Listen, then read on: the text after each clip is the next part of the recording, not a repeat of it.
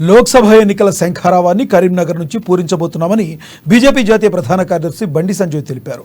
ఈ నెల 28న కరీంనగర్లోని ఎస్ఆర్ఆర్ కాలేజ్ గ్రౌండ్స్లో 10 నుంచి 20 వేల మంది బీజేపీ కార్యకర్తలతో సమ్మేళనం నిర్వహిస్తున్నట్లు బండి సంజయ్ చెప్పారు. ఈ కార్యక్రమంలో కేంద్ర హోంమంత్రి అమిత్ షా పాల్గొంటారన్నారు. ఈరోజు 3 క్లస్టర్ల మీటింగ్లో అమిత్ షా పాల్గొంటారని వివరించారు. వాటితో పాటు చారిత్రక కట్టడాలను సందర్శిస్తారని తెలిపారు.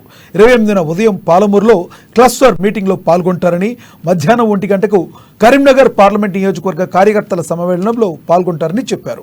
కరీంనగర్ నుంచే ఎన్నికల శంఖారావాన్ని పూరిస్తామని బండి సంజయ్ స్పష్టం చేశారు. ఇక ఫిబ్రవరి 5 నుంచి కరీంనగర్ పార్లమెంట్ నియోజకవర్గ పరిధిలో యాత్ర ప్రారంభించనున్నట్లు తెలిపారు. కేసీఆర్ కుటుంబంలో కూడా కేసీఆర్ కొడుకులు